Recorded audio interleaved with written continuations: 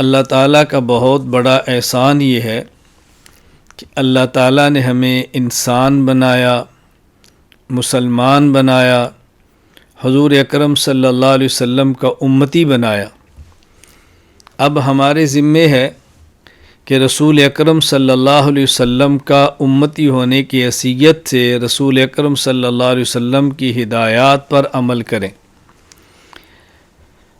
رمضان المبارک چند دن بعد شروع ہونے والا ہے۔ میں نے مناسب سمجھا کہ رمضان المبارک شروع ہونے سے چند دن قبل استقبال رمضان کے عنوان پر آپ حضرات اور خواتین کی خدمت میں کچھ گفتگو کر دی جائے۔ جو علماء ہیں ان کا فائدہ ہوگا، وہ اس بیان کو سنیں، PDF فائل منگوا لیں۔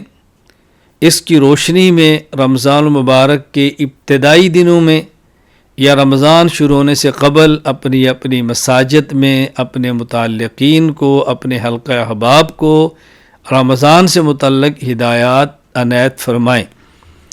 اور جو حضرات علماء نہیں ہیں وہ اس بیان کو سنیں، PDF فائل کو پڑھیں، اپنی زندگی میں لانے کی کوشش کریں، اور جس حد تک آپ کے اختیار میں ہو آپ اس گفتگو کو آگے منتقل کریں۔ رمضان المبارک بطور خاص عبادت کا مہینہ ہے، عبادت کا سیزن ہے، نیکیوں کے بہاروں کا دور ہے۔ اس موقع پر اپنی عبادات بھی کرنی ہے، اپنی عبادات کو محفوظ بھی کرنا ہے، اور اس موقع پر اپنی عبادات کو دلائل کے ساتھ ذہن نشین فرمانا ہے۔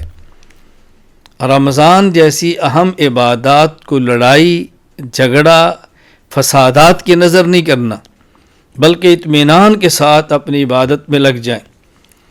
جن حضرات کا مجھ سے تعلق ہے وہ مجھے جانتے ہیں بہت اچھی طرح۔ میں ہر موقع کی مناسب گفتگو کرتا ہوں، ہر موقع کے مناسب بات کرتا ہوں، اسی کی مناسبت سے اپنی گزارشات دلائل کی روشنی میں پیش کرتا ہوں۔ اور میں علماء کرام سے بھی عرض کروں گا، اخلاص، اعتدال اور دلائل کے ساتھ اپنی بات کو عوام کے سامنے اور حضرات کے سامنے، خواتین کے سامنے پیش کریں۔ اللہ تعالی ہمیں رمضان المبارک کو مکمل اہمیت کے ساتھ اور خشوع اور خضوع کے ساتھ اور کامل توجہ کے ساتھ عبادت کے اندر گزارنے کی توفیق عطا فرمائے۔